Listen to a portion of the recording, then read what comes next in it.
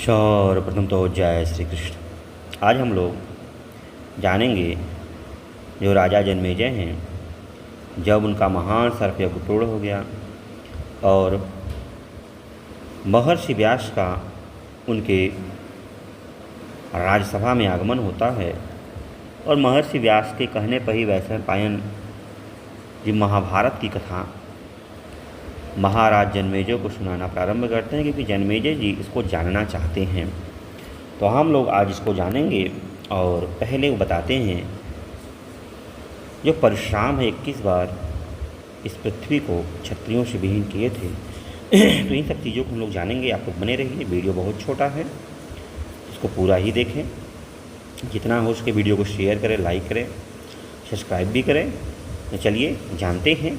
यह ऐतिहासिक और धार्मिक कथा महाभारत की शुरुआत हो रही है। आप सभी लोग बड़े ही मनोयोग से देखें और समझें। किसी कुछ पूछना कमेंट के माध्यम से पूछ सकता है। कहते हैं वैशंपायन जी जन्मेजय जमदग्निनंदन परशुराम ने 21 बार पृथ्वी के क्षत्रियों का संहार किया था। यह काम करके वे महेंद्र पर्वत पर चले गए और वहाँ तपस्या करने लगे। क्षत्रियों का संहार हो जाने पर क्षत्रियों की वंश रक्षा तपस्वी, त्यागी, संयमी ब्राह्मणों द्वारा हुई। कुछ ही दिनों बाद फिर क्षत्रिय राज की पुनः स्थापना हो गई। क्षत्रियों के धर्म पूर्वक प्रजा पालन करने से ब्राह्मण आदि वर्ण आश्रम धर्मी सुखी हो गए। राजा लोग काम, क्रोध और उसके कारण होने वाले दोषों को छोड़कर धर्मानुसार शासन और पालन करने लगे। देखिए, यह चैनल धार्मिकता से जुड़ा हुआ है, नैतिकता से जुड़ा हुआ, दर्शन से जुड़ा हुआ है। तो आप लोग जितना हो सके इस वीडियो को शेयर करें और चैनल को सब्सक्राइब अवश्य करें, लाइक भी करें। चलिए, महाभारत की शुरुआत हो रही है और देखते हैं आगे। जब परशुराम जी क्षत्रियों से विहीन कर देते हैं और क्षत्रियों की स्थापना के लिए पुनः ही ब्राह्मण कोशिश करते हैं और पुनः क्षत्रियों की संख्या बढ़ने लगी है और धर्मानुसार वे लोग अपने राज्य का संचालन करने लगे हैं। कहते हैं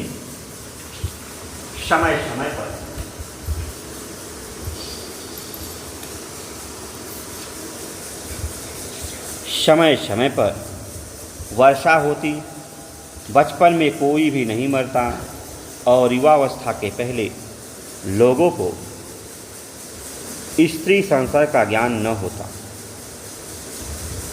क्षत्रिय बड़े बड़े यज्ञ करके ब्राह्मणों को खूब दक्षिणा देते और ब्राह्मण संगोपांग त्रिकांड वेद का अध्ययन करते।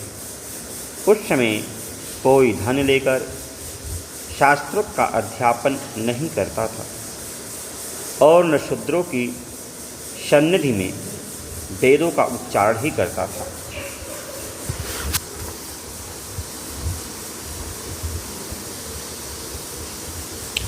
वैश्य दूसरों से बैलों द्वारा खेती का काम कराते थे।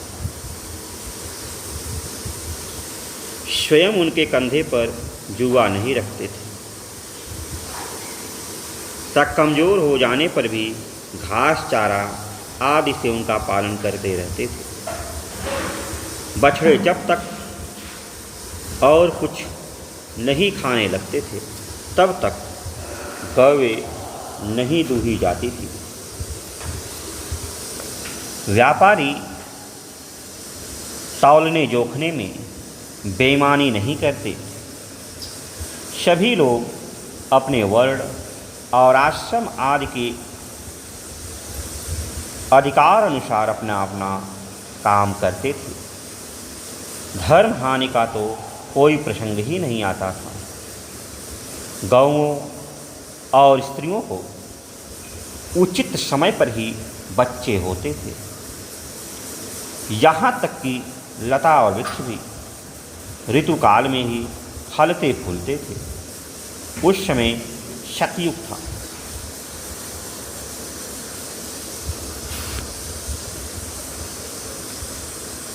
जिस समय इस प्रकार आनंद छा रहा था, उसी समय क्षत्रियों में राक्षस उत्पन्न होने लगे। उस समय देवताओं ने युद्ध में दैत्यों को बार बार हराया और ऐश्वर्य से च्युत कर दिया। वे न केवल मनुष्यों में बल्कि बैलों में, घोड़ों में, गधों में, ऊँटों में, भैंसों में, मृगों में भी पैदा हुए। पृथ्वी उनके भार से त्रस्त हो गई। दैत्य और दानव मदोन्मत्त तथा उच्छृंखल राजाओं के रूप में भी उत्पन्न हुए।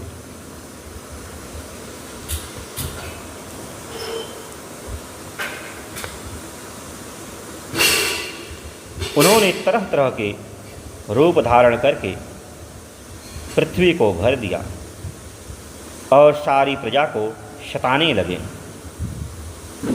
उनकी उच्छृंखलता से पीड़ित और उद्विग्न होकर पृथ्वी ब्रह्मा जी के शरण में गई। उस समय वह इतनी भाराक्रांत हो रही थी कि शेष, कच्छप और दिग्गज भी उसे उठाने में असमर्थ हो गए थे। प्रजापति भगवान ब्रह्मा ने शरणागत पृथ्वी से कहा, देवी, तो जिस कार्य के लिए मेरे पास आई है, उसके लिए मैं सब देवताओं को नियुक्त करूँगा। पृथ्वी लौट आई।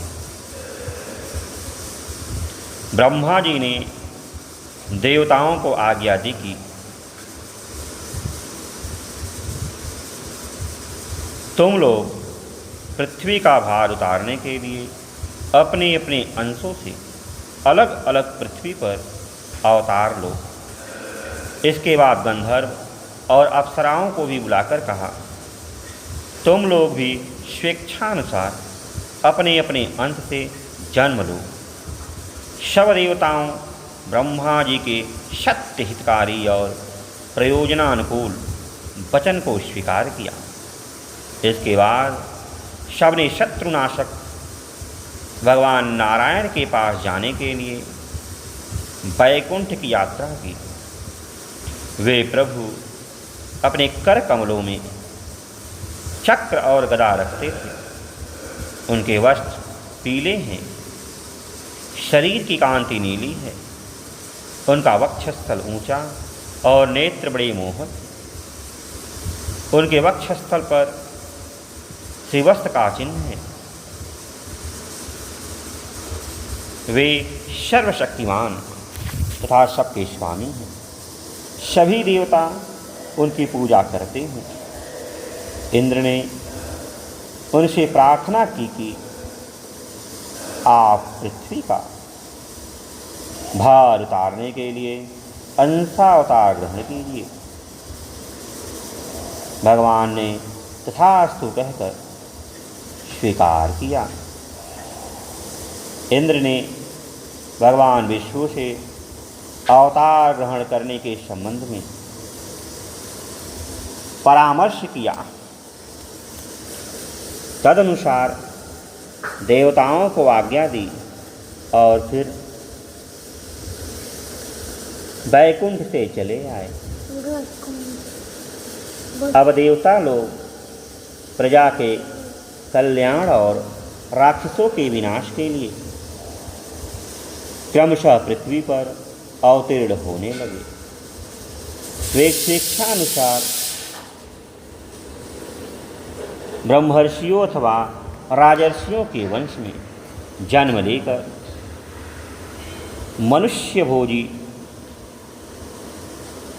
असुरों का संहार करने लगे।